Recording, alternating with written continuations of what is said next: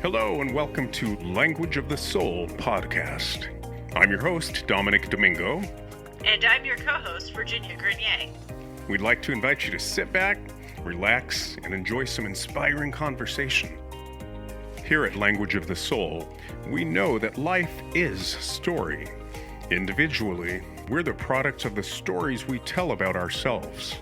Culture is the amalgamation of the stories we weave about the human condition. Here's the thing. Individually and collectively, we can write our own story. Thanks for tuning in and joining in the march toward human potential. Rob Zabrecky is one of LA's most interesting natives. LA Weekly. There's simply no other entertainer like Rob Zabrecky. Through a wide range of artistic work that spans acting, magic, comedy, writing, and music, Zabrecky has established himself globally as an original entertainer. Zabrecky's magic is designed for those who don't realize they love magic, and that would be me until I discovered his act. His blackly comedic and bizarre magic persona transcends the medium into something between performance art and transformative comedy. It's very well put. I agree 100% with that. Recognized for his efforts, Zabrecky has received 6 awards by the Academy of Magical Arts at the Magic Castle, where for the past 15 years he has presented seances inside the club's coveted Houdini seance room. His one-man comedy magic and variety show, The Zabrecky Hour, has been presented on stages worldwide to critical acclaim. In film, he's best known for his roles in A Ghost Story, Lost River, and Decay. In television, he's appeared in guest and co-starring roles in Lady Dynamite, Glow, Comedy Bang Bang, the CBS biopic series Strange Angel, based on the life of rocket scientist Jack Parsons, and many others. He is the author of the acclaimed memoir Strange Cures, which chronicles his story of self-discovery, success, failure, and reinvention amid the Los Angeles landscape during the 70s through 90s. The LA Times praised the book as a punk poem to a forgotten Los Angeles, and musician Jane Wiedlin of the Go-Go's dubbed it a 1980s San Fernando Valley time machine. Zabrecky's career began as a musician while fronting as lead singer and bassist for the Los Angeles group Possum Dixon, who released 3 albums on Interscope Records during the 1990s. And then I added this to the bio because I kind of liked the wording. I'm a big fan from way back of Possum Dixon, and it says, from a review, Possum Dixon say they're eclectic. Influences from ska to early punk, surf, jangly guitar rock, and garage bands. All right, welcome, Rob Zabrecky. Nicholas, it is great. Dominic, there's so much history. I go, who am I talking to? Nick, Dominic, Nicholas. It's great. It is great to be here, regardless of how you're going to identify it. Or you might call me Robbie Zabrecky, and that's. I was going to say, just don't call me late for dinner. Okay. I did have that conversation in my head, like, can I say Robbie? And the answer is yes. I think we can let's dive in. I think it's going to happen. Well, with a name like Dominick, do you remember Mr. Bigby at Luther? I'll never forget him. Yeah, he called me Dom. He was the only one that's ever called me Dom, and I didn't correct him. It's kind of refreshing. But sure. Blatchford is the only one that still calls me Nicky to this day. Right? Makes sense. Yes. But yeah, it's kind of refreshing. It reminds you of who you used to be. Yes. Okay, so clearly for the listeners, there's some history here dating back to, I would say, to 1980. That's 7th grade was 80, 81. Correct. Yep. Yeah. Yep. So yeah, a lot of history, and that's a little bit of a caveat. We will be lapsing into you had to be there stories or maybe some inside jokes, but Virginia is going to get us back on track and make sure we fill in any gaps just for context. But before we get off in those weeds, I do want to ask you the rote question we've been asking all of our guests in the new season. And as I was saying in the green room, we might even create a little highlights reel because, Virginia, I think you'd agree, we've had some amazing universal responses that just resonate. Yes. But then the ways people put it, the form it takes is fascinating. Everybody expresses it in a slightly different way. So the rote question is basically, do you have any feelings about, and if you do, please share them with us, the role of storytelling and culture And then the part B is, has that role evolved over time? Yeah, let's take both of those.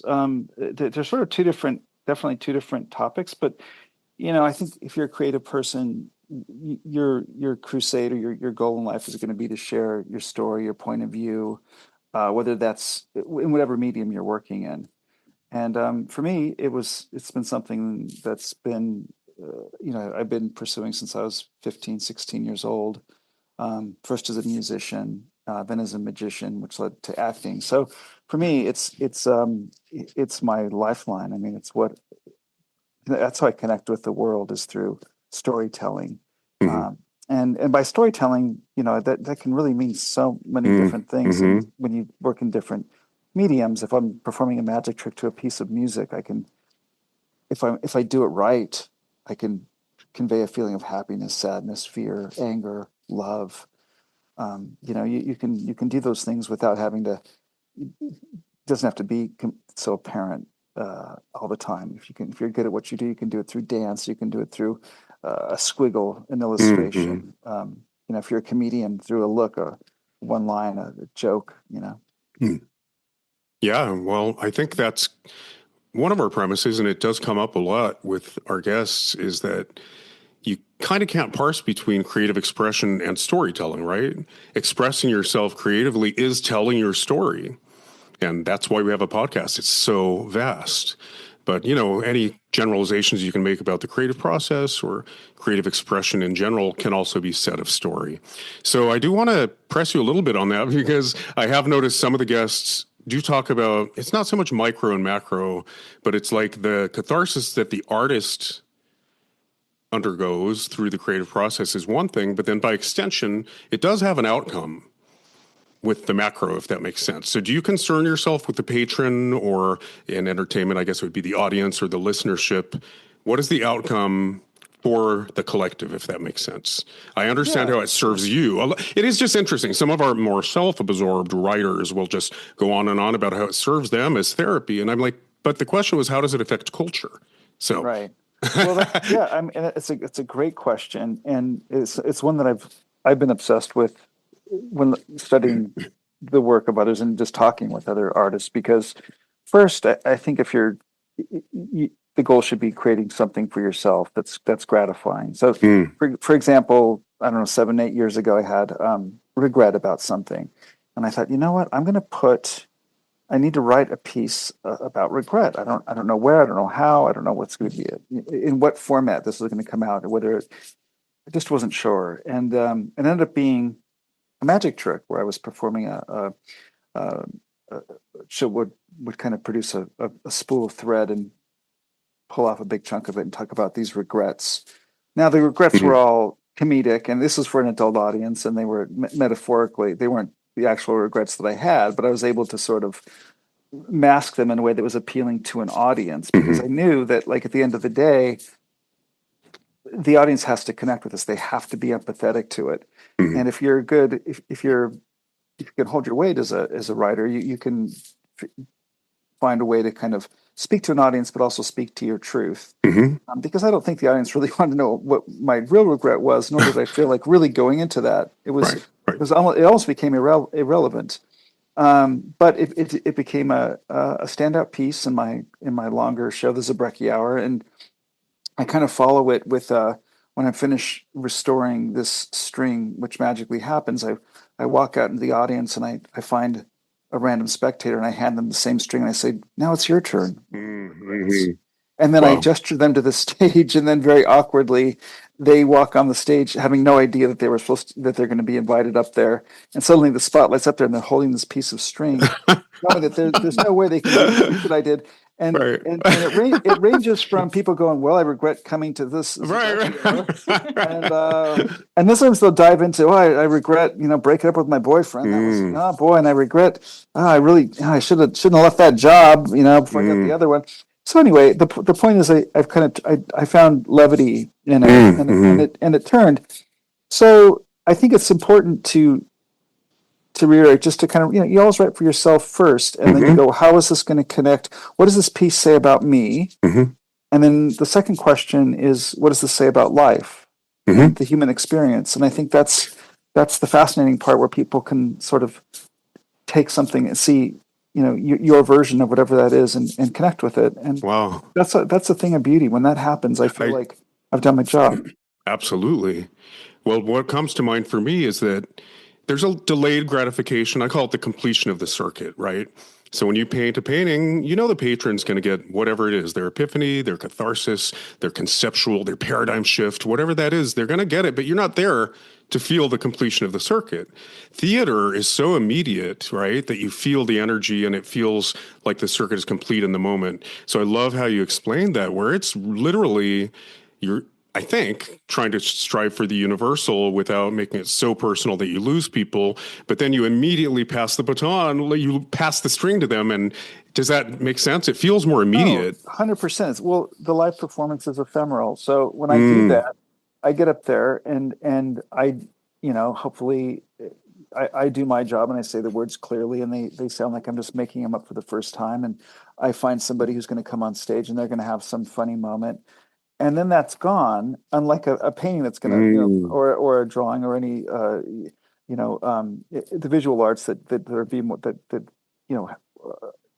will live on a wall, or say live in the form of a sculpture where people can look at them forever.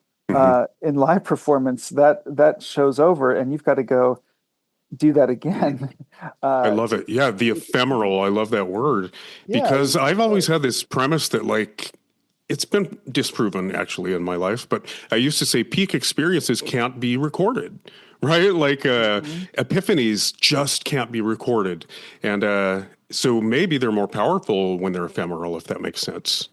Definitely. I mean, the goal is that you're always trying to do it a little bit better than you did the time before to achieve that high, or whatever it is that you're whatever that feeling is when you have a performance and it's successful. But yeah, the visual arts are so different because you can labor over something, and then it can sort of live on. The final piece you can spend as much time as you need to, even that's true with a book, I think, or other art forms where you can really spend time and tinker with things and go, okay, here it is. And then that movie or that book or that that piece of visual art is going to live on forever, and there it is. Yep. Well, that leads me a little bit to, and I would love to talk about your process in writing the autobiography a lot, if you don't mind. But it reminds me a little bit of the idea. I had some romantic notions about the creative process myself. And especially with writing, I felt like if it doesn't come off the pen intuitively, straight from my whatever higher self, or from collective conscious, from God, if it doesn't come off the pen inspired, I didn't want to tinker with it, as you're putting it. I hated rewrites. I effing love rewrites now. So I think it can change. But also, tell me if this resonates. You hinted that you don't want to, I don't want to put words in your mouth, but the audience is not your therapist. So you wanted to find the universal seemingly without getting into your own particular version of it. I always use very dated references. I use Tori Amos as an example. I don't know if you like her, or even Kate Bush. Their lyrics can be so obscure and so personal. You're like, what the fuck is she talking about? Right? Especially Tori Amos. But it still resonates. So there is this idea that the more personal you can make it, the more universally it lands with people. Yeah, I mean, that's a mystery when someone can do that, and it's not let's say a cut and dry. When something like abstract lyrics, where we connect with those, and you go, why am I connecting with this lyric? I don't even understand what's going on here. But whether it's the way that it's in some kind of a verse where it's in a rhyme that does make sense, or the way that it's delivered, the way that it's sung, like I think it isn't. That's the magic, yeah. And you can't bottle it, but maybe inspiration transcends, like you said, regardless of the rewrites or over laboring something. One hopes, if it was inspired, that transcends. That's the only theory I have. That you have to trust that, actually. But I do want to ask you. It sounds like some of your magic, maybe not the whole act, but some of the tricks are conceptual. I mean, I see a number of things in your work. I'm not here to review you because I'm not qualified, but I see the Dadaist influence, the absurdity. It's performance art to me. And I am one of those people that know they liked magic. until I saw your stuff. And I just find it to be performance art. But does I guess every trick, is that the word? Every trick, is it conceptual, or are some just emotionally based?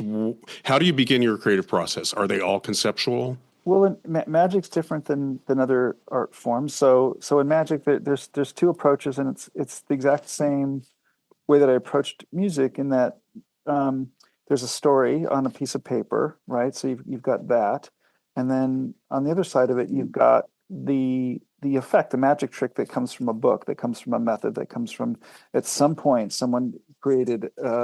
Let's use. Boy, what would be a trick that everybody knows? A woman that's sawn in half, which I hate that trick. I think it's horrible.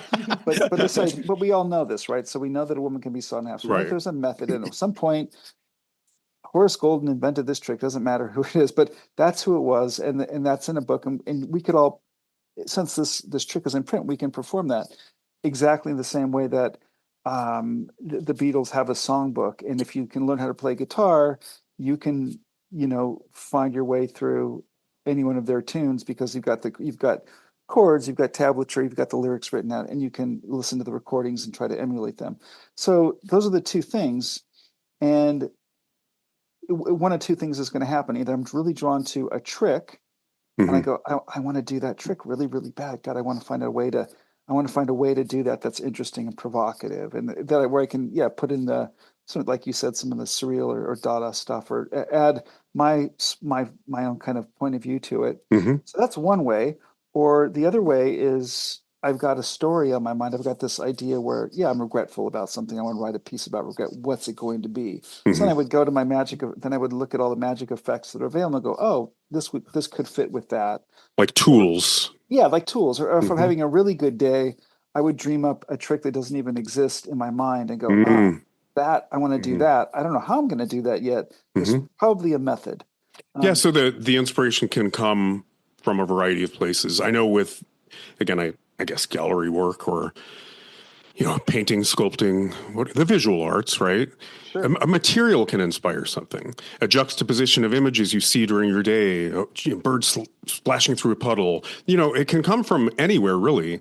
But what I heard, I guess what I want to ask in all of that, because I did read your autobiography, and I know you kind of stumbled into a magic shop and, didn't know what it was going to become, how it was going to serve you in your life. Do you find, and again, this is coming from, I guess, 20 years of teaching and observing people's not only individual creative processes, but the lifelong artistic journey at large, it seems like some people do just learn a craft. They're very focused on technique, and it could be because they had a love of magic as a child, or a love of cinema as a child, or literature, whatever it is. They just want to be a part of that tradition, maybe, but they don't really examine why they've chosen it as their milieu. And then they do focus, which for good or bad, focus on technique and craft. At some point, and I'm including myself in this, you connect the dots and go, oh, no wonder I was attracted to that. And actually, everything I've ever created is accomplishing this in the world, or that I do have something to say. Some people may not ever connect those dots, but most of us do at some point. Does that make sense? Did you find yourself attracted to it just because you stumbled into that magic shop? At what point did you realize, wow, this is a vehicle of expression for what I have to say in the world, not to put words in your mouth? Yeah, well, with magic, because to go back to what you're saying for a bit, for me, I since I was a young boy, I wanted to play music, so I couldn't wait to absorb as much music as I could. By the time I met you in 1980, I was having this major, my first real kind of renaissance of music, because I was just my older brother, like your older brother Tony, is saying, "Hey man, Styx and Ted Nugent and Van Halen, this is the way of the world," and I was discovering, new wave and punk music, going, no, actually, this Oingo Boingo 7-inch is pretty great. Fuck you and Styx.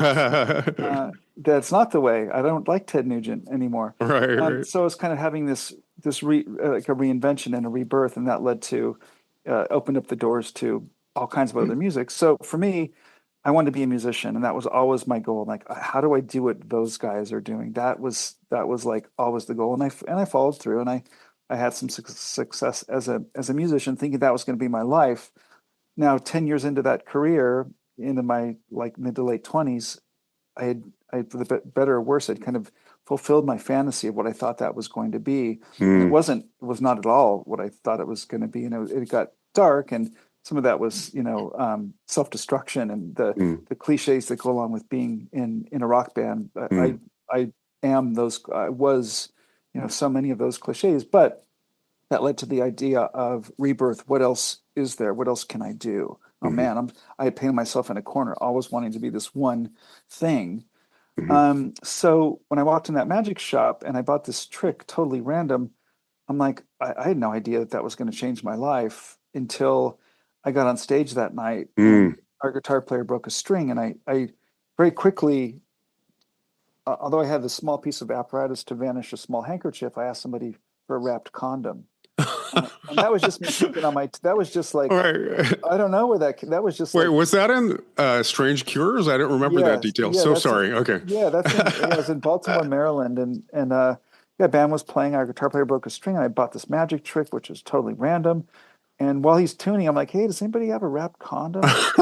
And someone threw it on stage, and I took it out of the package and I put it in my fist, and it vanished. And Okay, that's right. It's coming yeah. back to me. And so 300 or so indie rockers they thought that was amusing, and they applauded. I was like, wow, that was actually really fun. And that didn't require me having to sing a song from our set list or be this idea of this musician who I'd been kind of my whole life, or Mhm. my adult life for sure. So it was like I went, oh, there's something else. And I Mhm. quickly realized that I was just taking another part of me and putting it into, it was Mhm. another way to perform something. Yeah, it's like So another mode of expression.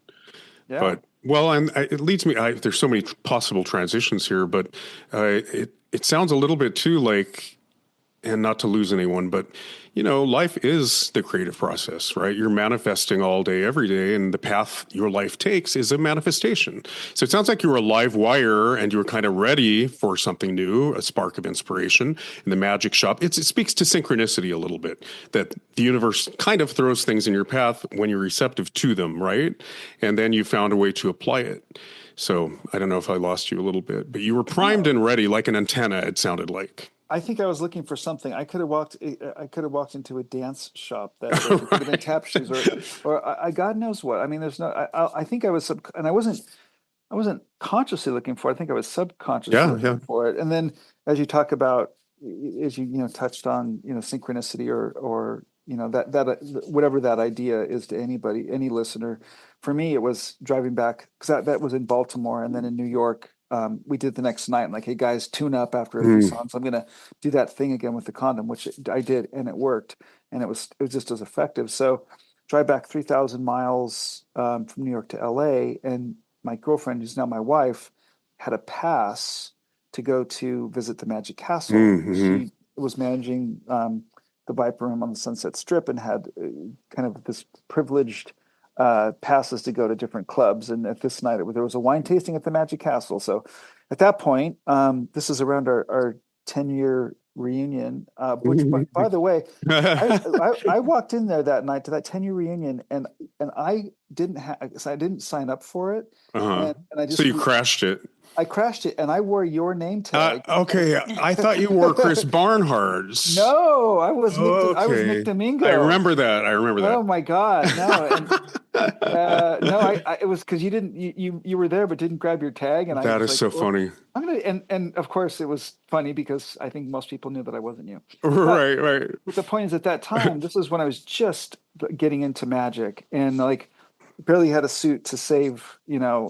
It just wasn't like I wasn't wearing, like, because Magic Castle requires a dress code. I was like, at that point, I wasn't exactly wearing suits and ties, and cobbled something together and went there and had the most incredible night of my life with, again, Tommy, my now wife for almost 30 years. Mhm. And it was like, oh, who are all these people? Who's Thurston? Who's Keller? Okay, there's Houdini. I heard of him.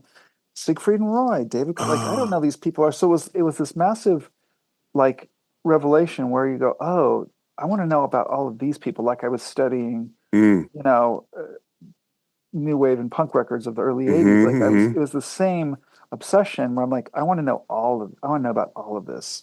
And the burning desire for reinvention kicked in, and here I am now, like, I guess like 30 years later doing this. So Wow. you never know. Yeah, well, it does seem Revelation. like it just seems like if you're receptive and your eyes are open, we have signaling all around us all day, every day. And sometimes you can see the dots, I don't know, things aligning and sometimes not. But that makes perfect sense to me. But it also for me, it brings up this idea that, tell me if I'm right or wrong about this. Do you identify as intellectually curious? Oh God, yes. Yeah, I'm so impressed, especially after reading your Oh. book. Like, I actually remember didn't you carry around Helter Skelter Yes. and then what was the book about the Sex Pistols? Was there an autobiography about the Sex Yeah, Pistols? yes, yes, yes, yes. That Yeah, like who the hell was doing that? And so I'm a little intimidated. I read you were so immersed. Like I studied oh, illustration. I never studied fine art, but I studied illustration. I made a career out of it. I was never so immersed in the fine art scene as you were. Maybe every 10 years I go out and do the gallery circuit and kind of see what the trends are. But I'm just impressed that I guess is leading to a question. You seem to be intellectually curious. It does seem like maybe you have a lot of diverse pursuits, different vehicles of expression, and I identify similarly. And Virginia's heard me say this, like, I've been shamed for a little bit, like, oh, you're jack of all trades, master of none, or nobody would know how to market you. And it's a form of shaming, in my opinion. For me, I always go back to, yeah, but it's all storytelling. It always right. falls under the umbrella of storytelling. So do you feel similarly, like all the tentacles you've got out there, are they all under some kind of umbrella? Not really. At this point, I feel like I've had enough success in my chosen fields that if if the phone is ringing and there's a lot of acting work that's people are saying, hey, come be on this TV show. Hey, you might be good for this film. Go talk to this director. Fly out here and do this thing, or directly book you for this. Then I just go, okay, I'll lean into that. Yeah, And if it ain't broke, don't fix it, right? exactly. And then conversely, my magic and my acting careers are the main my main pursuits. Hmm. And usually it's one of the two of them is pulling me to some faraway place to do something that is you know kind of paving the way for the next steps of my career. And I also have, pet projects with writing and things like that. But yeah, I think it's just something that, like, yeah, the idea of this being the storyteller and always just having that, like, what's next and Hmm.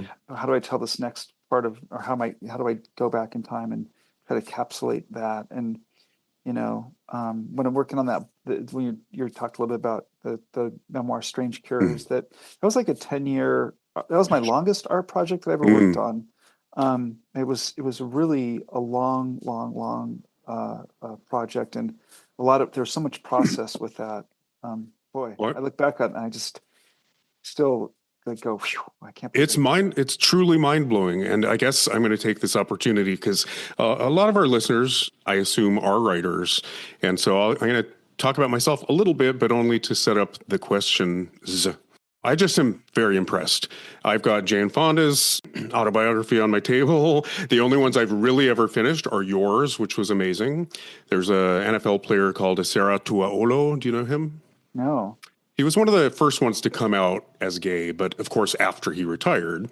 But then he was on The Voice, he went on Ellen and Oprah, and he's kind of known for anti-bullying campaigns and a lot of LGBTQ issues. So I read that in its entirety. There's a woman named Tara Weston. She wrote Educated. Mm. So I adore, I guess, narrative nonfiction. I adore memoir. I adore autobiography. But I haven't gotten through a lot of them, like David Sedaris, Augustin Burroughs, Running with Scissors. Those Yeah. I get through because they are just narrative nonfiction essays. They're not memoirs. Anyone that can finish an actual comprehensive autobiography, my hat is off to you. My question is this. My hang up about it, because again, I've done my narrative nonfiction essays. I'm very proud of them. I've done spoken word events and shared them here and there.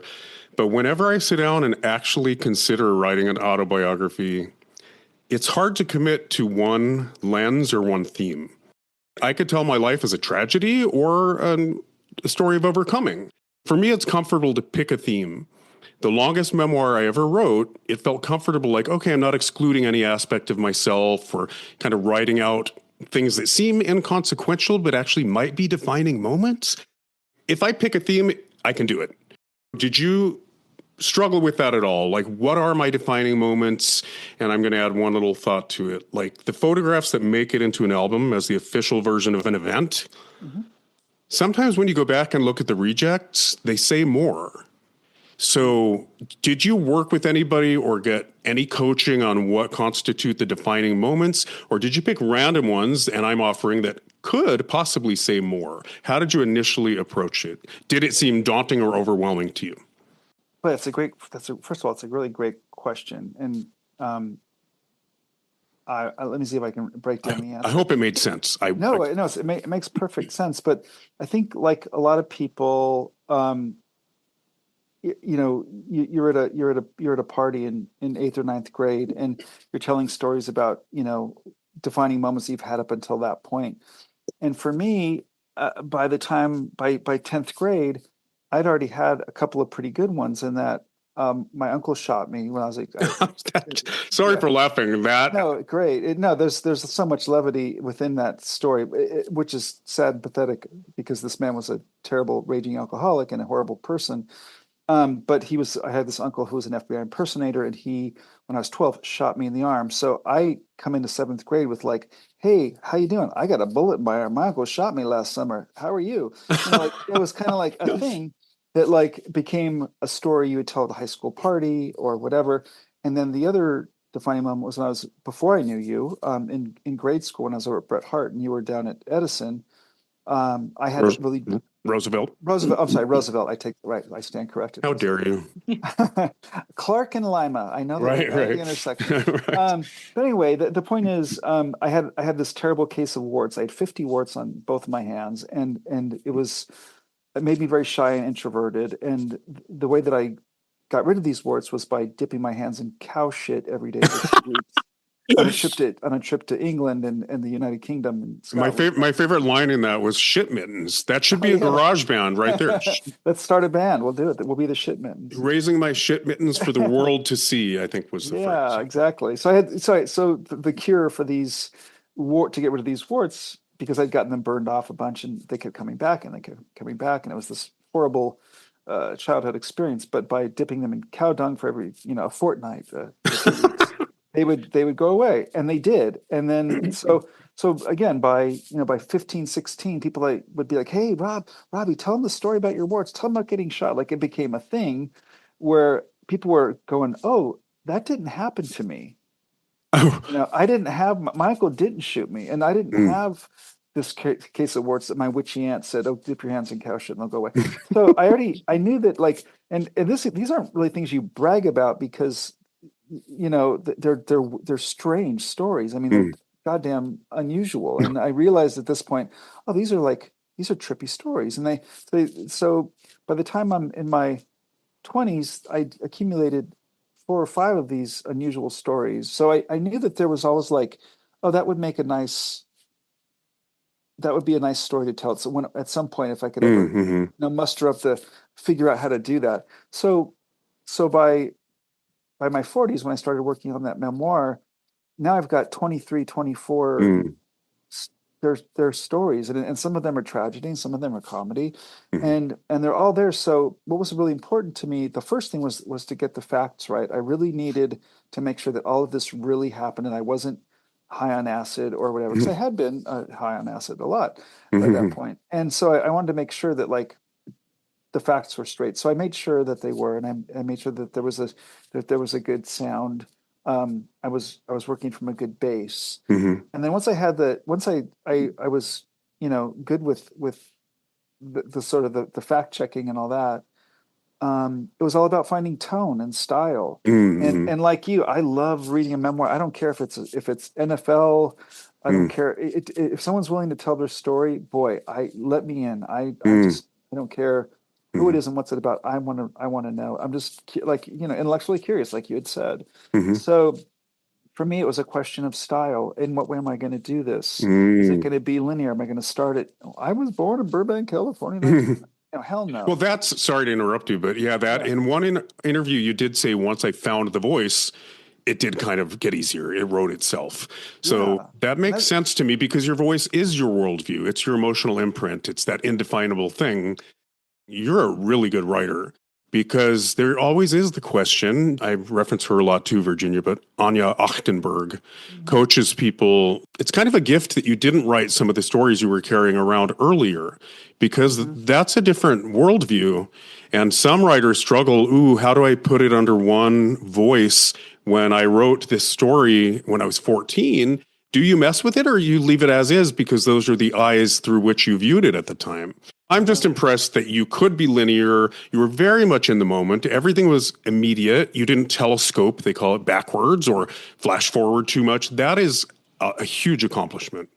Does Thank you. that make sense? And yeah, of course. And to answer your question, there was a couple of editors that I worked with that, stylistically, that there was no, they didn't have any, there was no creative input or notes there. My wife Tommy also looked at like a million chapters, and she'd be like, "This is great. It should be, maybe it could be funny, or maybe you could start, maybe jump in at this point over here." And was like moving the furniture around, I would say, was the main Mm-hmm, thing that I got some assistance on, which was invaluable, of course, and collaborative. But just with there were three people that looked at kind of, the memoir before it went off to the printer. But it was all very positive. Like, yeah, the stories are here. Like, I always like jumping in with dialogue and creating. I struggled at first with, like, well, I've never, when you're writing memoir, I think it's, you have to, there's a certain creative liberty where you're going to be making up dialogue, right? But mm-hmm. Of course, right. you're making it up from within a world that you know so well Mm-hmm. that you can do that. You, Don't you find, though, too, when you put pen to paper, there's a lot more there than you realize is there?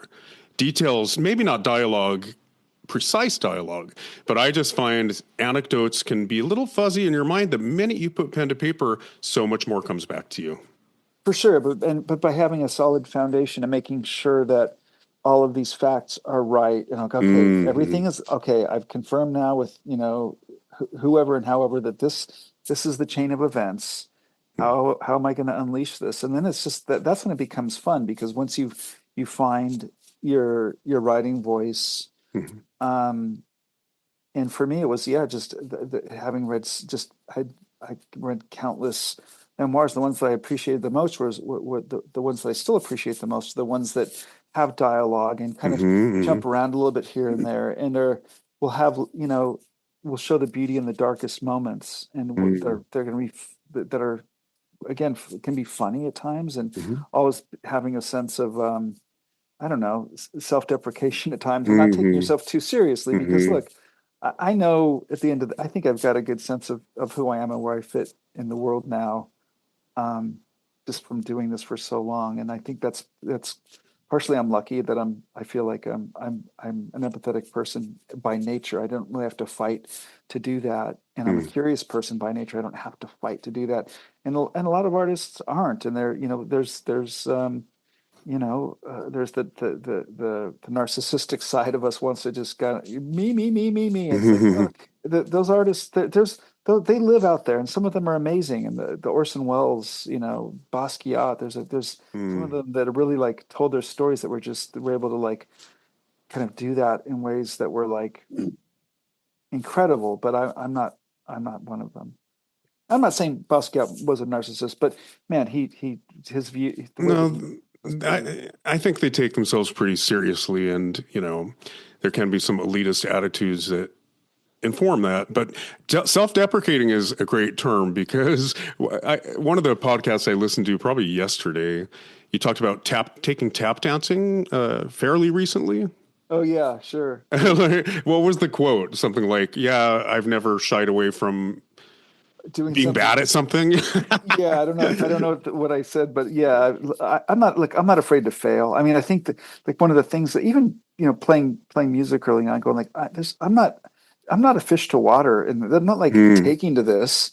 I'm going to do it because I have a burning desire. And I think that should drive all art. Is that when if you want to share some part of yourself, that don't let don't let the technique get in the way. That'll come, or maybe it won't. Maybe you'll be a sloppy garage band your whole life. And if so, if that's your thing, so be it. There's nothing, that's part of the greatness of it. But yeah, I just find like, I think in my eyes, we get one life, and make as much cool stuff as you can while you're here. I love it. That's kind of the goal for me. And, share my story and hopefully in ways that people connect with it, and they don't always, and that's okay. And, I feel like it's a very subjective thing, right? Our art is so like, I know what I do is not for everybody. And that's okay. I'm totally fine. Yeah, but I think, the word authentic gets thrown around a lot, and it means different things to different people. But I think what you said about being self-deprecating, well, another word for that is vulnerable. So you just opened your veins and shared, and it happens to have everything. I mean, just my opinion. I'm not here to analyze you, but the sense of humor is part of your worldview, and you got to find humor in things. But maybe also, again, there were things I knew and things I didn't know. Tracy Blatchford, by the way, I mentioned that I had read she's read it too. And so it is amazing. I mean, for me, the experience of reading it was profound because I already adore you. I have so much affinity for you. I think I know you, but of course, I don't know every aspect of you. Didn't know about the bullet, didn't know about the warts, would never have guessed. But now, after reading it, I'm like, well, that makes sense, actually, because I have always viewed you as quirky, not awkward. So you've probably heard this a million times, but were you homecoming king or prom king? Homecoming king. Homecoming. So, like, you kind of address that in the book, the kind of, I don't know, just like the discordance of being really popular, really likable, and it extends to people saying, oh my God, you have such a dark persona on stage, but you're so affable, Yeah. So there is this weird thing where you're kind of the all-American guy, you're good looking, you're popular, you're the, homecoming king. Yes. And yet you're quirky as hell. So like it did kind of fill in dots to go, oh, okay, I didn't know he had those awkward moments, but it makes perfect sense. It kind of explains a lot. But I also loved other parallels, by the way. Speaking of your vulnerability and your ability to be self-deprecating, that's why I brought that up. But here's a fascinating thing. I grew up in San Fernando Valley as well, right? In the 70s and 80s, next door to Hollywood. But it's almost like reading a parallel version of my life. We went to Barham Liquor. You went to, what was it, Circus Liquor? Yes. You went to the Hollywood sign. We went to Lake Hollywood. Like, right? You smoked Dejarum. I smoked whatever. Yes. It was almost like code for my own life. And then further, you mentioned my brother a minute ago, so I'm going to bring him back. Robert Davin, to me, is like the brother from another mother. You take Tony Domingo's brain and my brain, put them in a blender, and you've got Robert Davin. Wow, interesting. You don't see that? No, I do. No, I can see that. Absolutely. Yeah. Well, just in silly ways, like my brother we're the same person, let's be clear, but he's a little more, I guess, traditionally left brain. He's more techie. And I guess it's like Aristotelian versus Platonic thinking. I do not hold on to particulars, including numbers, but I hold on to the essence of things. My brother is into particulars. I don't know that he's good at math, but he is a techie, So Robert Davin is kind of like all of the above and kind of a genius. But anyway, I started seeing, don't take this the wrong way, but similarities with you and Tony. Oh, wow. Interesting. Does that land at all right away? Sure, of course. No, that lands. And for the listeners who don't, we've been talking about me an awful lot. Dominick was the most creative artist of junior high and high school in the early 80s in California. No. I won most creative in 9th grade, but not as a senior. Chris Oliveri took that time. Oh, Chris Oliveri. Where's Chris Oliveri now? Not on this podcast. He campaigned too. That's the thing. He campaigned for it. No, I think everybody would go, oh, Nick could draw that. Oh, let's go look at Nick's drawings. And I remember going to your house on Lima in Verdugo and sitting in the back studio and getting high. And you had a little keyboard back there, and there was a great mural. Right. Wow, you have a good memory. in some ways I do, in some ways I don't. But I have great memories of us, sort of being high back there and Of listening to course. music. Do you remember the PVC pipe that went out so you could literally blow your bong hits into the alley? I do That's how actually. Yes. industrious my brother was, by the way. Yeah. Yes, amazing. But I think you were always, had a great place in the arts, back in junior high and high school because you naturally had it, from what I could tell, that this great gift for drawing and animation, and everybody knew that you were going to go on and do great things, and of course you did. Ugh. And Okay, amazing. enough. Thank you. All right. Well, thank you for saying that. I mean, I will push back a little bit and say, after learning more about you and reading the autobiography, I just see you as the walking embodiment of creative expression.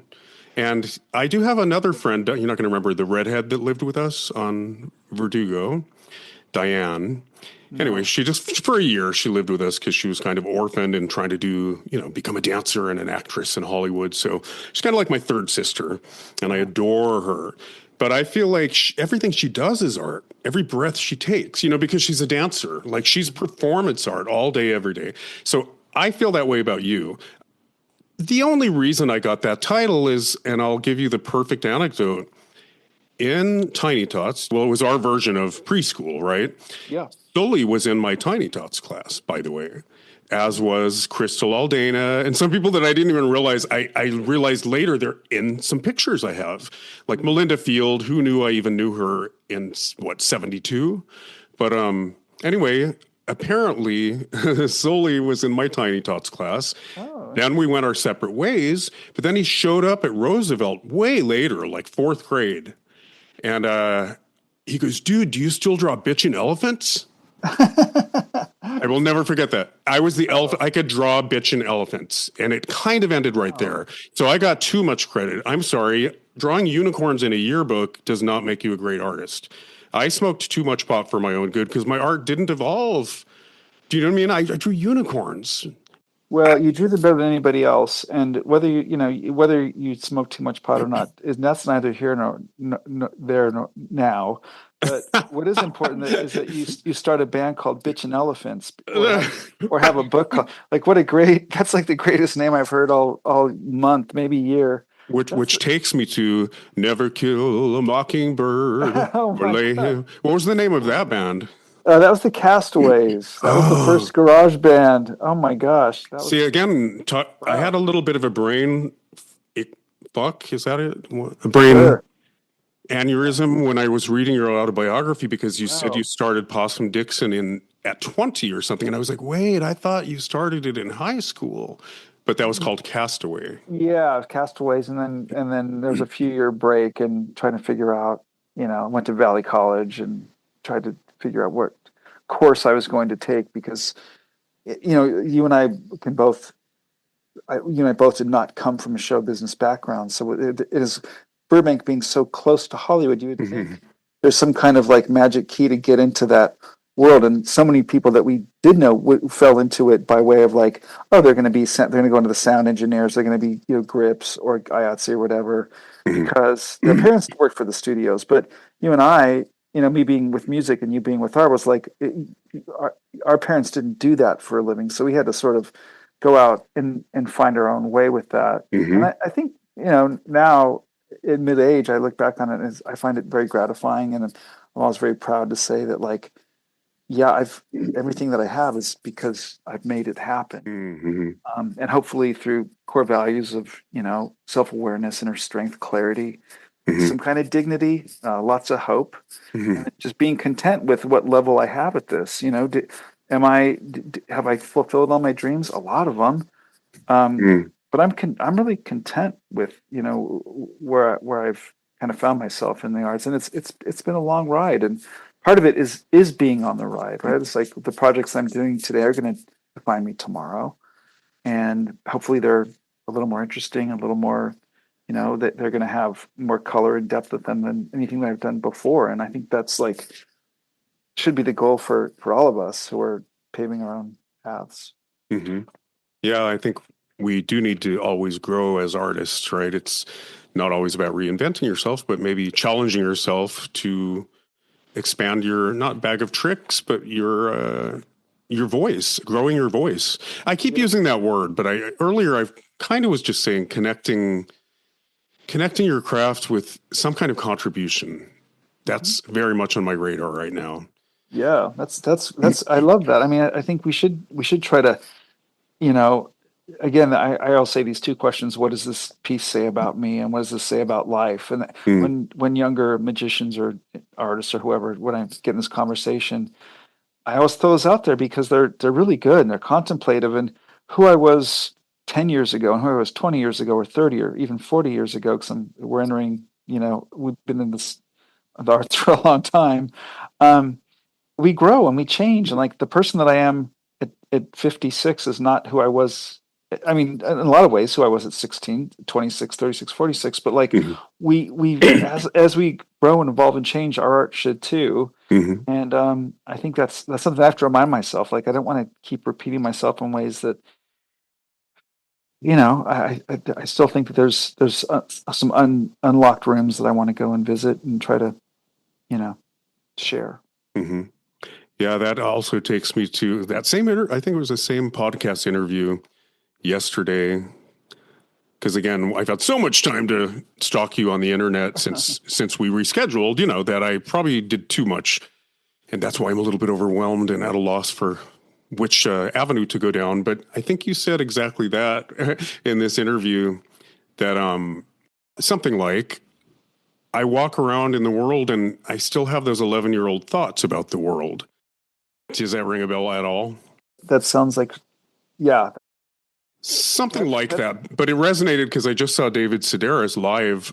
Renee, my sister Renee, yeah, of course, took me for my birthday because we're huge David Sedaris fans. I don't know if you like him at all, but he said a similar thing. He goes, when you're young, you just think you're going to have old man thoughts later. And he also said, you're old when the cashier says, "Come on, young man." When they start calling you a young man, you've crossed some kind of a bridge. Oh boy! But I loved what you said because it's true. Like one time my mom met a junior high school friend at the market. Oh, she lives in Burbank, right around the corner. Who knew? So they got back in touch, and I thought, how do they remember junior high? I assumed memories got really fuzzy, and it's not true. If you remember it, you remember it. It's not fuzzy and vague. That's my experience. So I don't know. I loved what you said. Oh, no. Again, without putting words in your mouth, but that you still have the same thoughts you might have had at 11. And that's how I feel. That's the goal, right? Is to walk around with that childlike wonder and still trip out on things and, go, how do I interpret this into my, aging man body or mind or how is this going to manifest? Right. But that's all, again, we have to be able to like change and grow and look in the mirror and like, okay, this works for me now. Like this suit looks good on me. This suit might not look good on me 20 years ago. I don't know. Like, I think the idea of just changing the idea of self and growing in that way and knowing that, you change and the world's going to change around you, and it's not going to serve you to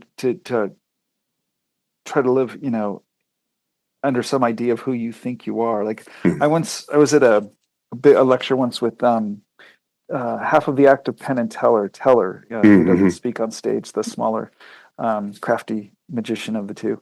And he was talking to a bunch of young magicians, and he was saying, learn how to grow with your material. He was pushing, 65 at that point. And he's like, look, you, if you're going to be in this for as long as I have, you can't be the same person you were when you were 14. You're going to have to evolve and change. So in my case, what that means in magic is every 2-3 years, I'll look at my comedy, I'll look at how I'm presenting something, and I'll be like, does this joke still land the same way? I obviously I look different to a young. I see. So I think it's important to like just always kind of check in with yourself, and have a realistic idea of who the world sees you as.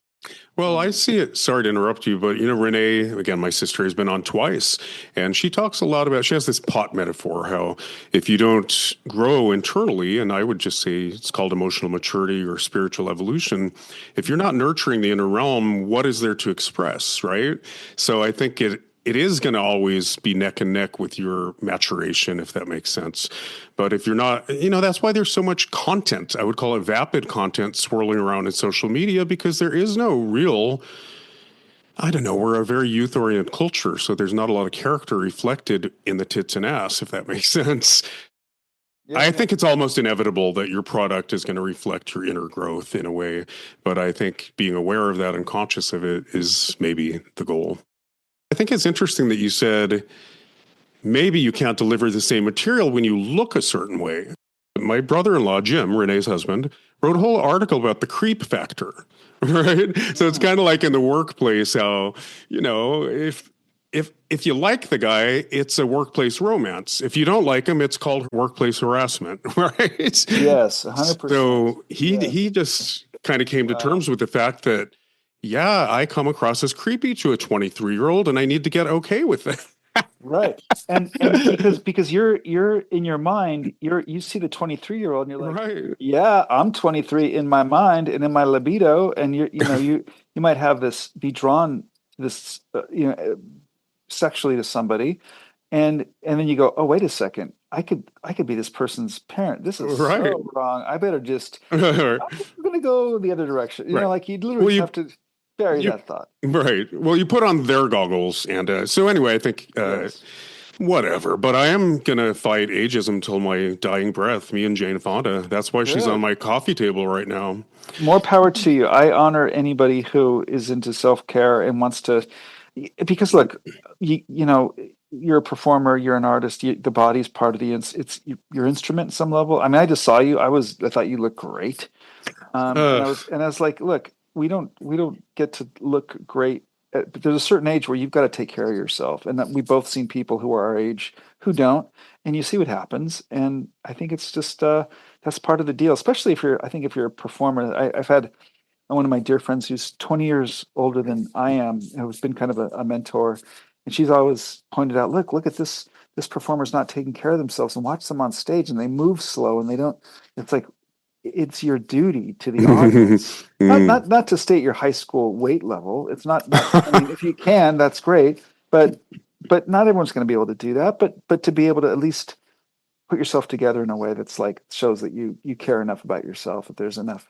I think that gives you a little dignity. Yeah. Well, I think whatever. There's a lot of talk about aging gracefully, and I'm not even sure what that looks like. But I want to be clear. When I say Jane Fonda is my hero and I'm going to fight ageism, I'm just talking about kind of reassigning a little cultural relevance to the wisdom that only comes with age. We are a very youth-oriented culture, right? And we need to stop taking people out to the field and shooting them when they reach a certain age, especially women. Especially women, yes. Yeah, they've got it pretty bad. But I just think we need to kind of put some cultural value back on experience. And then something you hinted at earlier, which is why I even mentioned it, this idea of being resilient and plastic. And I do think it takes work to get up every morning and, not throw in the towel on humanity or life, but kind of still care to make a difference. I'm amazed Jane Fonda still cares to get out there and protest, I love it. Yeah, I'm 100% with you, and yeah. And just to touch on that, I hate how women I'd say probably focused on Los Angeles and New York, but women are in show business. You get to a certain age where you don't look like you did when you're 22. You get work done, and all of a sudden you are a zoo animal that everyone goes, "Oh, look at that freak." You're damned if you do, damned if you don't. Yeah, exactly. Yeah. So I can't stand it, and I think there's nothing that's ever going to be done about that. But I just wanted to. We have a woman somewhere in this room waiting in the wings. I was cracking up when you guys started talking about that because I was really thinking that. Because I'm definitely not my high school weight at all anymore. Oh, no, but I'm just saying. But I am turning 50 this year, and I agree with Rob. By the way, Nick. On which one? I'm still looking. I'm looking really good because I've known you for like 15, 20 years now. Oh no, I mean. I'm not in the I'm behind, behind the camera. I've never identified as somebody in the entertainment business that has to give a shit. So thank you for saying that. You do it. I interrupted you. Go ahead. But no, you're fine. But no, you're right. I mean, it's sad that I know as I've gotten older, instead of like doing all the makeup that I used to do, I mean, to me, aging gracefully means I'm able to be natural. I know you've mentioned that, Dominic, about, your own sister, like, when you're able to get older and be natural and not, get a bunch of work done or, but you don't basically look like you roll out of bed either. You get up and you present yourself in a way that looks good. And I just wish that would be embraced more in the entertainment industry. Being someone who worked in fashion, I know for women that just is not embraced like it should be. Well, what do you think of like Pamela Anderson supposedly going on the red carpet? The haters come out and say, "Oh no, she's wearing foundation. I can tell." Blah blah blah. Do you like that trend toward even? Do. Yeah. What's? I thought it was great and that's what I'm saying. I mean, I think it was great that she's like, no, because the thing is as we age as women, and I'm sure, Rob, you probably know this because of stage makeup and stuff. When you get older skin, it just does not sit on the skin. Right. It sticks in all the little cracks. Yeah. So Andy McDowell. What do you think of Andy McDowell? I love her silver hair. Mm-hmm. Yeah, I love I think, Pamela Anderson, all of them, like anybody who's taking this approach to just, do it gracefully and even publicly or whatever. I love it. I think it's amazing. And I think you were hinting at like you factor that into your act, that it's your vehicle, right? Your vehicle of expression, your instrument is your vessel. You know what I mean? It's all one. Exactly. So you can't. I got up this morning and did a yoga class before I came here, and I try to be mindful of like, this is the body, like try to eat as good as you can and don't pollute it with a bunch of, that stuff's important. And it affects my creativity, my state of mind. And it's all it's a big piece of the puzzle that I don't know that a lot of people put a lot of weight into that, but I certainly do. I think that's a great point too, because, I don't think people realize that, it all, like you said, it is all one thing. It's a whole body, mindfulness, thing when it comes to creativity. If we don't, because even state of mind, I mean, if you think about it, if you just, I don't know, we've all had, days where we're just tired and we need to, decompress and regroup. But if we sat every day on the couch, just junk in, junk out, and I mean, that's visually on the that's visually on the TV to like literally like, sitting with the bag of potato chips and you're just in your sweats all day. Do you feel creative? Do you feel motivated? Do you even feel good about yourself in that aspect? I don't. Right. Virginia, I might have mentioned this on the podcast before, speaking of romantic ideas about what it is to be an artist or the creative process or the chemin artistique. I had an instructor at 19. I had just started Art Center. They have you read Letters to a Young Poet, and you're already internalizing a lot of these romantic notions. But he basically said, yeah, you're signing up for a lifetime of depression and then inspiration. So there's this, right? So Letters to a Young Poet already says all true inspiration comes from solitude. I see that. It means something different to me now than it did back then. It doesn't mean being a misanthrope, but it means carving out that solitude for your passion, Mm-hmm. But I didn't want to hear that at 19. When he said you're signing up for cycles of depression and inspiration, I didn't want to hear it. Now I understand it. I think the value if you find yourself on the couch with the potato chips. I love that. I had never heard that. Junk in, junk out. You have to have faith that the roots are not tapping barren soil. There is something germinating underneath. And like, as we've said a million times on this podcast, there's value to the melancholy because that's when everything germinates. Absolutely. But I think too, I mean, I haven't been inspired to write recently at all. And I do think, I don't know, I'm not going to blame it on any one administration, but you can go. I have no problem with that. It's just taken me a while to get the wind back in my sails. I'll put it that way. And I've had some, challenges. But it's like, maybe the mind, body, spirit connection it's important to keep that balance for your craft. Because why haven't I been inspired? Well, because I'm depressed. Yeah. Look, I can speak to that. In relationship to last year, I had a really awful thing happen. And all I went at the end of it, I was like, okay, what's the silver line to this? How can I come out? I need to find, there's got to be a way that I can look back on this and find a positive and not a negative in it. And it turns out that for me, it's going to be an essay that will come out later this year Mm. about something that kind of, had a big problem with. Now, I don't know. That's all. I guess what I'm trying to say is trying to find a way to, turn the hell of whatever. Hmm. Obviously, we're knee deep with the new. Well, I don't know how candid we're being, but you know what I'm talking about. It's like, well, what's the silver lining to that? All right. And Wait. when you find out, let me know. 'Cause Yeah, exactly. I know Exactly. I don't know either. Honestly, what I liked what you were saying, Rob, because it made me think of basically looking at the bottom line of reflection. So, when you're in that melancholy, depressive kind of outlook, is what's the why behind the meaning? Mm. Yes. And why? Yeah. It led me to a question too, though. We talked a lot again on this podcast. I used to say making lemonade of lemons, but that sounds a little hallmarky, right? I personally have cleansed the world through my creative process. Mhm. Right? I kind of know what theme I'm addressing. And actually, I may not know the outcome, but by the time I'm finished with the piece, if I've engaged fully in the creative process, I do emerge with, policy for the next chapter. I can move on. And that's, I guess, just catharsis. But Virginia, we've talked about this unexamined level too. You're always working out something subconsciously that you don't identify until later. Do you ever find later, like you said, hey, how am I going to work through this particular crisis that I'm having? Mhm. I could write an essay about it. Okay. But do you ever later look back and go, wow, I was working out something I wasn't even in touch with that piece? Not really. And only because I don't really go back. I try not to look back on that stuff because if once I start going back and analyzing anything that I've done, I that's what makes me depressed. Looking back on yesterday and going, "Oh my God, what was I thinking?"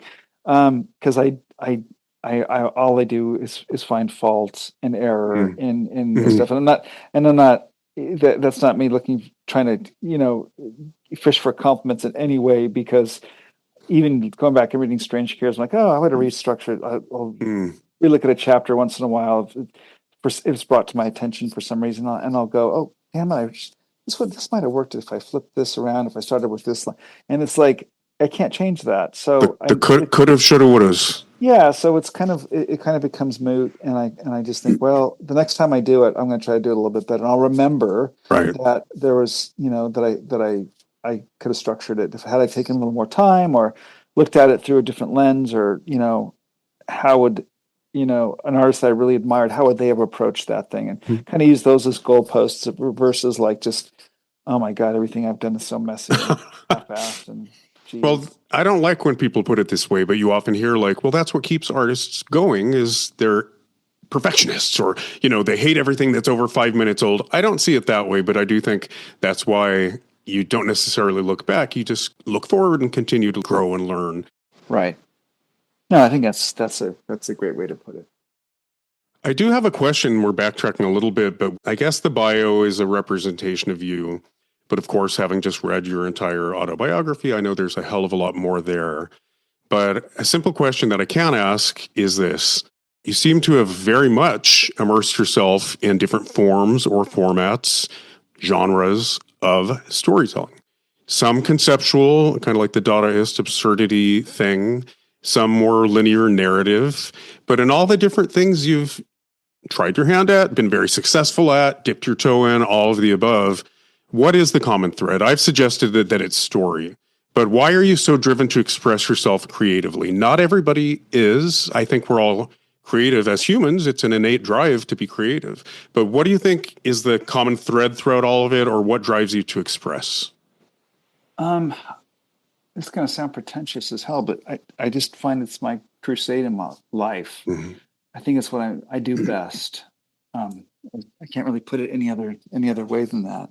It's just been something that I've been drawn to since can remember, and I have a burning desire to do it. So that's always kind of that's always taken me to the next to the idea of like how am I gonna do this? So it's the burning desire to want to share, my human experience. And I think that comes from just being empathetic and from being curious and Mm-hmm. from wanting to know about others and kind of going, hey, this is my weird story. Yeah, I liked yours. Check this one out. That kind of thing. I love it. Yeah. Well, everybody supposedly has a story to tell, right? And Virginia and I have Yes. decided that doesn't mean you're the one to tell it. I mean, Right. I've Oh my joked. God. Well, I'm so the former, not the latter, but I've been exposed to some pretty bad literature because I'm doing some audible narration now. Mm. And so I've had a couple experiences where I just needed a bath afterwards. And I Mhm. thought, I am going to go back to my elitist roots, my art center roots, and say, instead of saying everybody's got a story, and this is our whole podcast, everyone has a story to tell, tell it. Now I'm like, how about let's create a podcast that says, shut the fuck up? Like, let's not tell the stories. Let's just sit in silence. right, Yeah. right. I mean, yeah. Look, all that stuff is great learning, and you kind of go, well, I'm going to try I'm going to try to do it a little bit differently because, oh boy, yeah. It takes all kinds. That's all I can say. I think maybe temperament and disposition are pretty fixed and everything else is malleable. But I do think, just again, in learning so much from my 20 years of students, and then I keep in touch with them and see where they land after they graduate, and just kind of, being surrounded by artists my entire adult life, I would say that we do have a desire, like you're hinting at, I hate the word sensitive because it implies reactionary, right? But maybe we do have heightened senses and we're perceptive. Maybe observers of human nature or the human condition, but then we have a desire to reflect that back.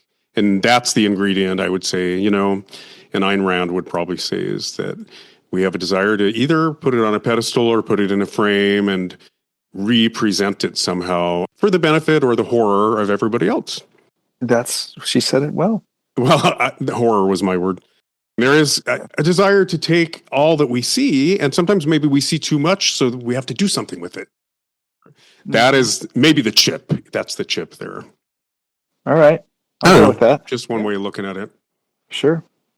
I was gonna say art for art's sake in many ways, as you like to say, but is a reflection of the content and the feeling of what's going on, I think both internally and on a societal front. Yeah, that's Ayn Rand would say it holds up a mirror to society and to our metaphysical values. Speaking of way back in the 80s, Rob, I remember Ira Heffler? No. Mr. Heffler? No. Anyway, I did the Optimist Club oratorical contest back in the day. I didn't get very far. I got like 3. What courses did he teach? Well, speech. Heffler. No, but God, I wish I would have went. I wish I was taking speech instead of print shop. I would have been further along by now. Well, he taught English as well, but I did the speech contest, and it's called the Optimist Club. But anyway, even way back, there was the topic of my speech was the whole circuit was television, master or servant. So it was kind of hinting at what's only gotten worse, which is, does it reflect, Virginia, like you're saying, or does it dictate? It's both, isn't it? Always. That's amazing that they were that's kind of that's some interesting thinking for teenage kids. There's a whole book called something like "The Medium is the Message." Yes, like seeing through the medium to the message, and it's been alive and well for a long time. But yeah, maybe it was heavy for high schoolers or something. My point is, it was happening all back then. It's only snowballed since then. This idea of the media, and now that we have social media and the interwebs, everything's so immediate that maybe the reciprocal factor is stronger than ever. Yeah, I get what you're saying. There's so many more ways to express ourselves now than there ever were, and there's so many more channels. But yeah, I've always dug that the medium is the message. That goes back to the '60s, and that essay was profound to me because you kind of go, this we can look at this in different ways. And is it the speech or is it the speech teller? Mm-hmm. But hopefully, when you're the writer of these things and the presenter, you're contributing to the art form, and that's the goal.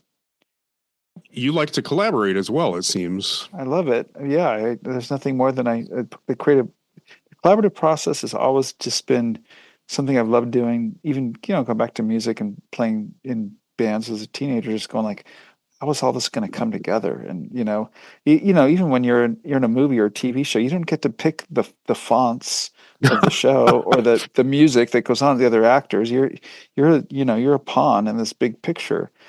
Well, that's what I love about filmmaking is not just the creative synergy, not just the collaborative aspect, but that everybody gets to bring their gift, Right. And so as a director, I found like, if you just share a vision or at least get on the same page, there's really no breathing down the neck or iron-fisted management to be done. You just let everybody work their magic. I mean, that's the ideal. Right, because everybody wants the same thing. We're all heading towards the same mission, the same theme, whatever the same, the big concept of what it is. If everybody gets that, great.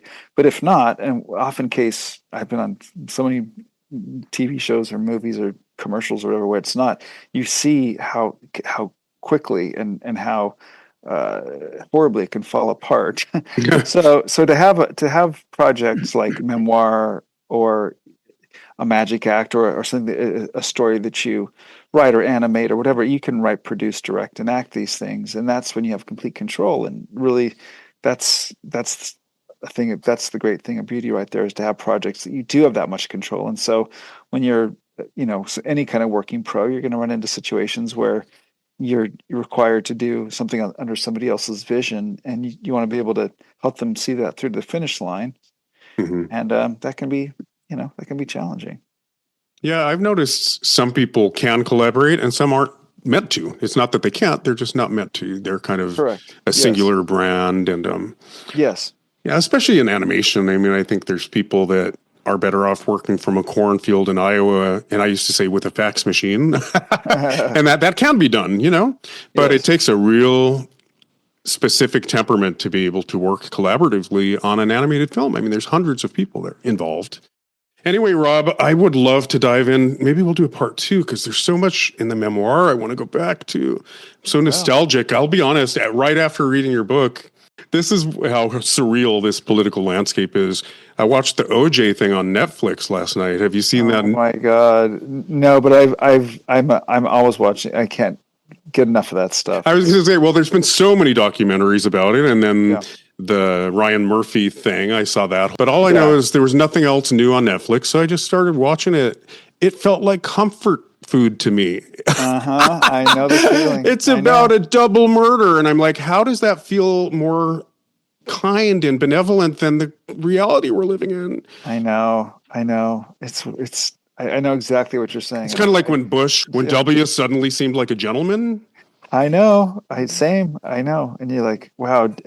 During that time, he just seemed like so horrible. And now you kind of go, oh, okay. This guy was actually, composed. So, yeah, at least it was funny. Anyway, we do wrap up at about an hour and 20 minutes. And I feel like we've touched on a lot of good stuff. But there is something I wanted to bring up with you. And then we can start to steer it toward a close. But you said it again in the interview that I think the one that I just watched last night, that you have a nostalgic streak. Mm-hmm. And that's clear. Your memoir is very much, and thank God that you're capturing that very specific, I would say, 70s San Fernando culture, but then on the music scene as you progressed into the 90s. And again, things, I wasn't really into the underground scene. I've done my time at Al's Bar, and I've been to a couple dives. I've been to the whiskey, but I was not immersed in it. Same with the art scene. Every 10 years, I do the gallery circuit. Other than that, it's coffee shop art that I'm exposed to.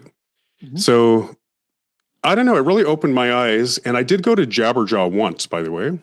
Oh, great. Probably one of the... You and I had sushi on Vermont probably before that 10-year reunion. Do you happen to remember that? I do remember that. I was at down at right there in the village there near Franklin in Vermont. Yeah, of course. Yeah, it was your pick. I don't remember which sushi joint it was, but I would say that's the last time we had an in-depth conversation. Other than that, it was like the 10-year reunion, like you said, and kind of seeing you at the Steve Allen Theater for 5 minutes or the Magic Castle for 5 minutes. So this is a real pleasure, but there were so many just familiar images in that autobiography. And then, like I said, I just watched that OJ thing. So I am living in the 90s. Well, don't live there too long, because I don't want to prevent you from your next best work. Okay. But it is fun to look back and use the past as a comfort, if it can be comforting, whether it revolves around true crime or not, that's everybody's personal jag. But maybe it'll be the inspiration for the way forward. So, Well, I'm a Scorpio, so I have no choice. I'm just nostalgic. But this is what I wanted to pick your brain about. Mm-hmm. And I think you kind of hinted at this. I just feel like maybe you'll resonate. I think in a good way, Eckhart Tolle and a number of others, be in the moment, present moment awareness. It's a cultural value. And I think it's awesome because if you're perseverating about the past, and I think you did say in this interview, like, I thought I'd get it out of my system, but I wasn't freed from it. Now, that could be things that haunt you from your past or things you regret, but you just seem to be saying, I'm nostalgic. You now seem to accept that about yourself. But you said something like, actually writing the book didn't do what I thought it was going to do for me. Oh no, that's exactly right. I did it as a means to an end, where I thought I was going to be able to like wrap up button that whole thing up and put it on a shelf and never look back. But hell no, it's worse now than it was before. And so they were things like regrets or things that haunted you that didn't go away.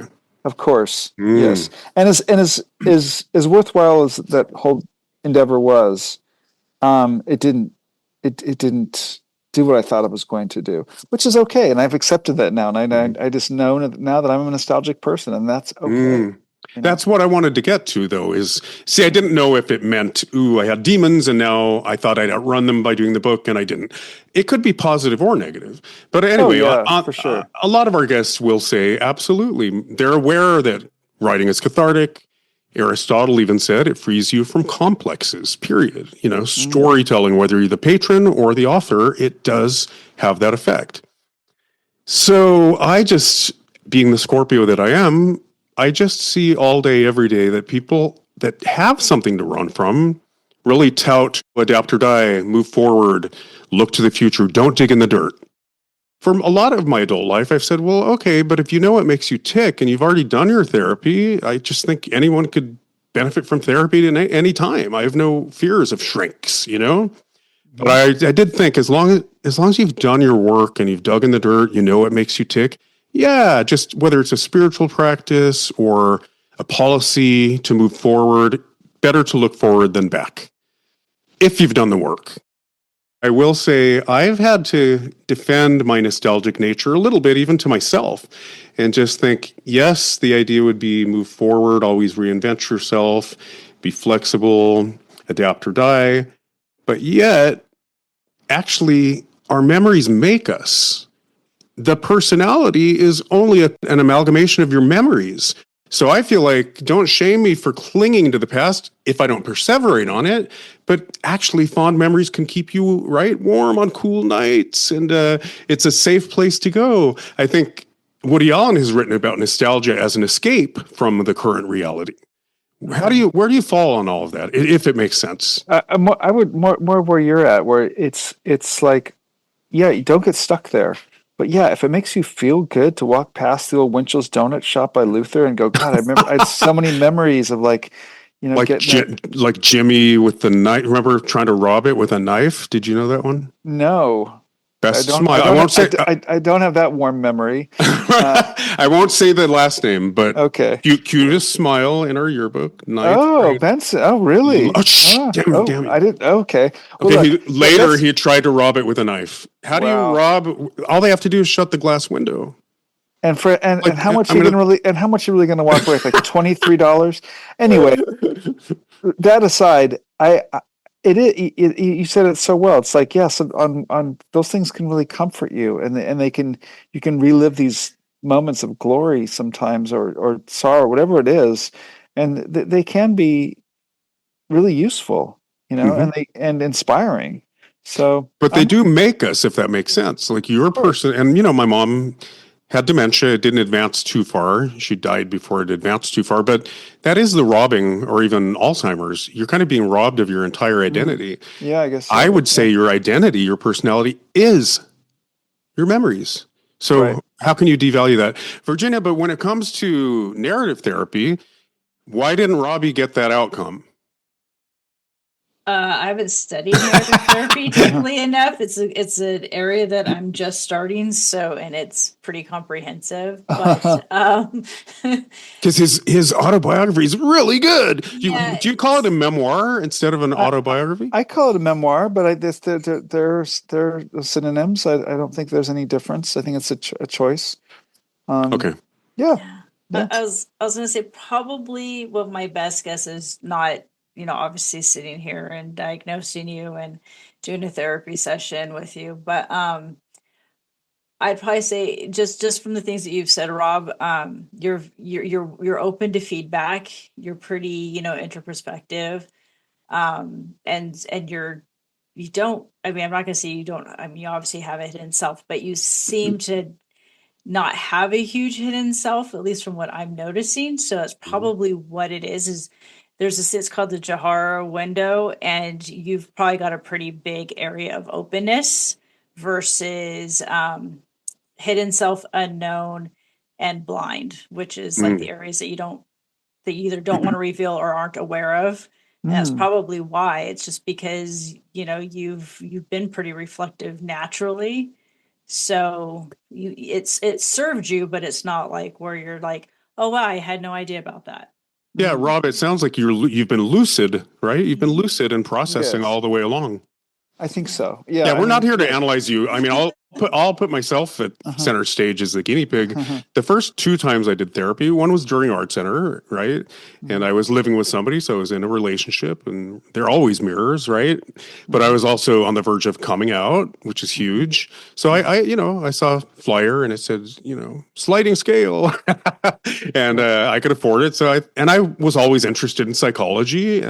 So I think I went into it probably needing it, but more so framing it as, oh, wouldn't this be interesting? I'm just going to do this because it's free.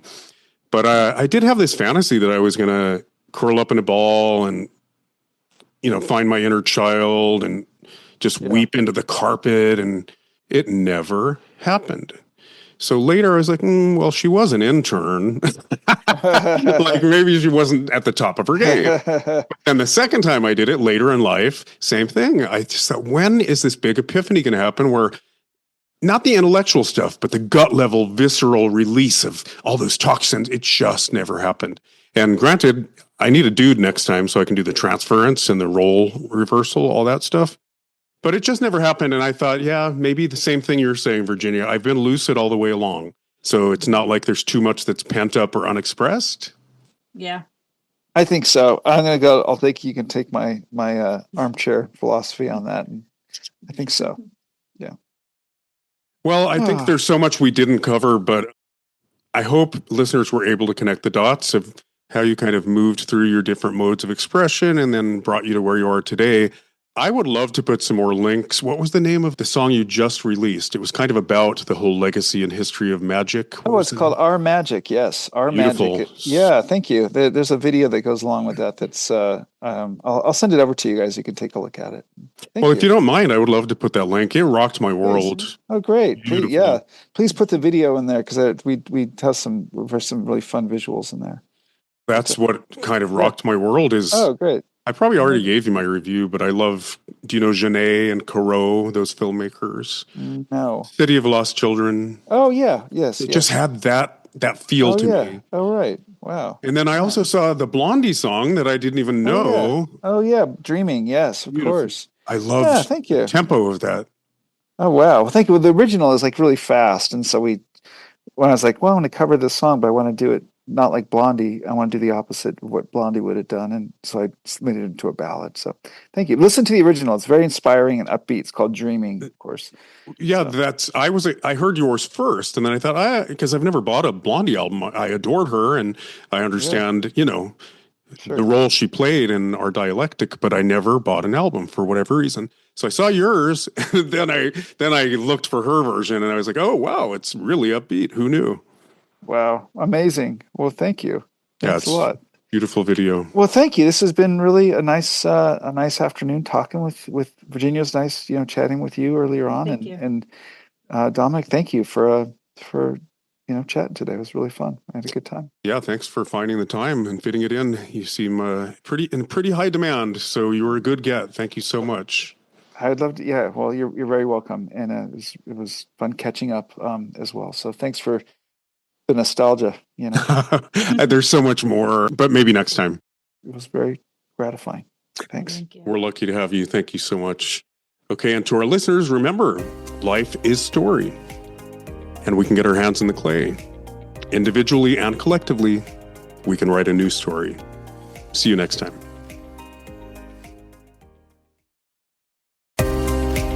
We want to take a moment to thank our wonderful listeners and supporters.